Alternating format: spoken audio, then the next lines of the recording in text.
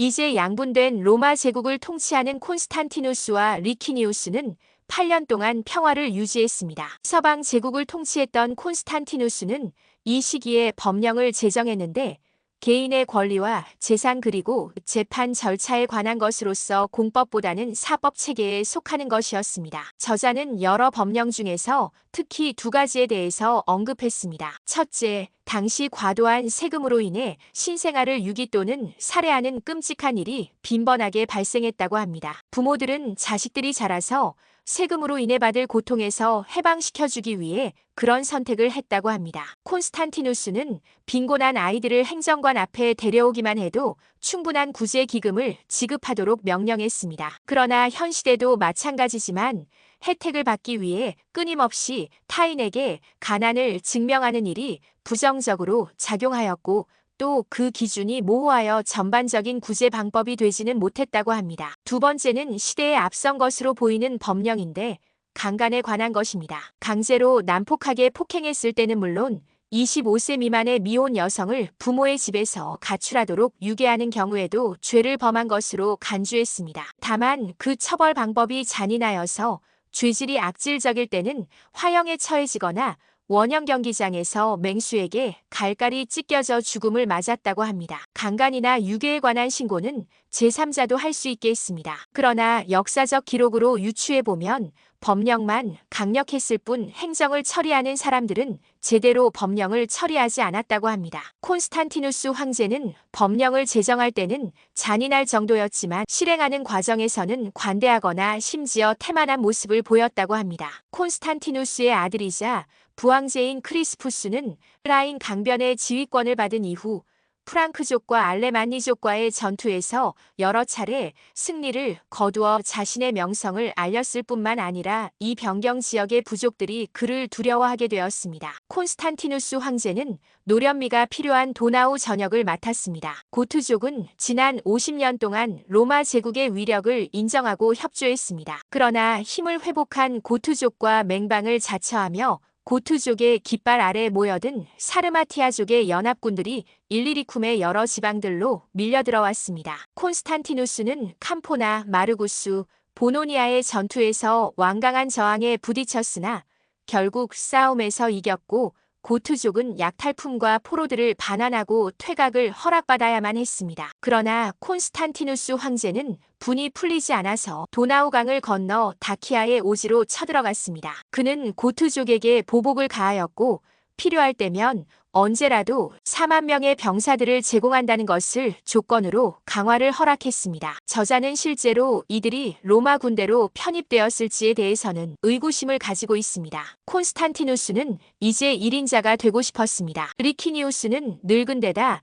백성들의 인식도 좋지 않아 쉽게 이길 수 있을 것이라 판단했습니다. 그러나 전쟁터에서 잔뼈가 굵은 리키니우스도 아직까지는 만만한 상대가 아니었습니다. 그가 동방군의 전 병력을 집결시키자 하드리아노폴리스 평원과 헬레스폰토스 해협이 군인과 함대로 가득 차게 되었습니다. 리키니우스의 육군은 보병 15만 명과 기병 1만 5천 명으로 편성되었습니다. 함대는 3단 노예 갤리선 350척으로 구성되었습니다. 콘스탄티누스의 군대는 테살로니카에 집결했습니다. 그들의 병력은 기병과 보병을 합해 12만 명이 넘었습니다. 그들은 리키니우스의 군대보다 적었지만 전투에 있어서는 17번이나 경험한 고참병들이었습니다. 그들의 함선은 소형 선박 200척에 불과했습니다. 로마가 제국의 중심 역할을 하지 못함으로써 미세눔과 라벤나의 해군 시설들도 서서히 방치되었던 것입니다. 제해권에서는 콘스탄티누스가 확연히 열세였습니다. 리키니우스는 필요 이상으로 신중하게 생각해서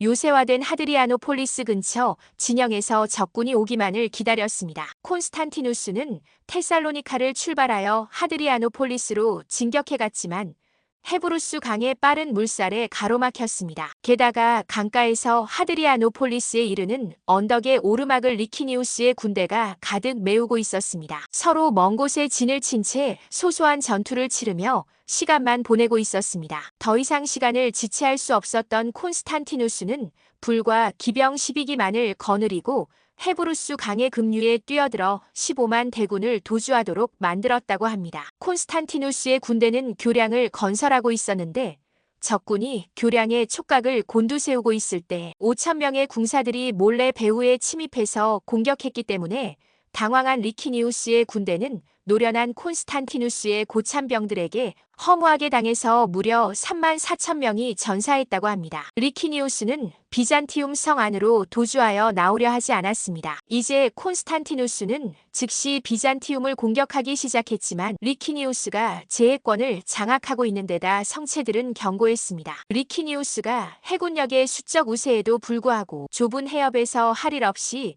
시간만 보내고 있을 때 빨리 전쟁을 끝내고 싶었던 콘스탄티누스는 해군 지휘관들에게 헬레스폰투스 해협의 통로를 강행 돌파하라는 명령을 내렸습니다. 콘스탄티누스의 아들 크리스푸스가 이 작전의 수행을 맡았고 성공적으로 수행해내었습니다. 첫째 날 전투에서는 양측 함대가 상당한 손실을 입고 각자의 진지로 돌아갔습니다. 둘째 날은 남풍이 불어 거센 물살이 잠잠해지자 크리스푸스의 함대가 적진으로 갈 수 있었습니다. 크리스푸스는 곧 전면적인 승리를 했습니다. 헬레스폰투스 해협이 열리자 콘스탄티누스의 진영으로 군수물자가 들어왔습니다. 콘스탄티누스는 비잔티움의 성벽과 같은 높이의 토성을 쌓아서 공성기를 올리고 비잔티움 성안을 공격했습니다. 콘스탄티누스의 공격이 계속되자 리키니우스는 칼케돈으로 피신했습니다. 리키니우스는 이번에는 나랏 일 중 한 가지를 맡고 있던 마르티니아누스에게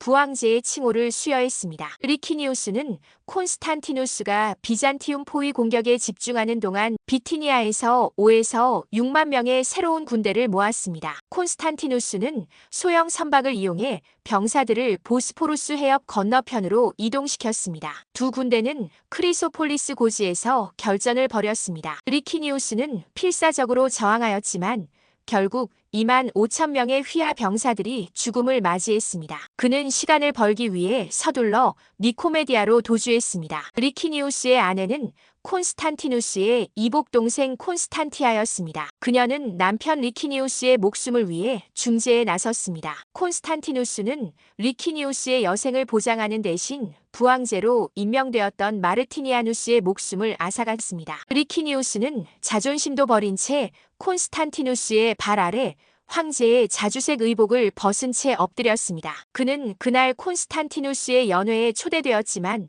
연회가 끝난 후 바로 테사로니카에 유폐되었습니다. 이후 리키니우스는 반역을 모의했다는 이유로 처형되었는데 저자는 콘스탄티누스가 반역을 빌미로 리키니우스를 죽였을 것이라 추측하고 있습니다. 이로써 디오클레티아누스가 4명의 공동황제 통치를 실시한 지 37년 만에 콘스탄티누스의 단독 통치가 시작되었습니다. 저자는 자신이 이렇게 콘스탄티누스가 단독 황제가 된 과정을 상세히 기록한 것은 그 과정에서 내란으로 인해 인명과 재산 피해가 계속되어 로마 제국의 쇠퇴를 촉진하는 결과를 가져왔다는 것을 설명하기 위한 것이었다고 합니다. 이 과정의 귀결은 콘스탄티노플의 건설과 그리스도교의 승인이었습니다.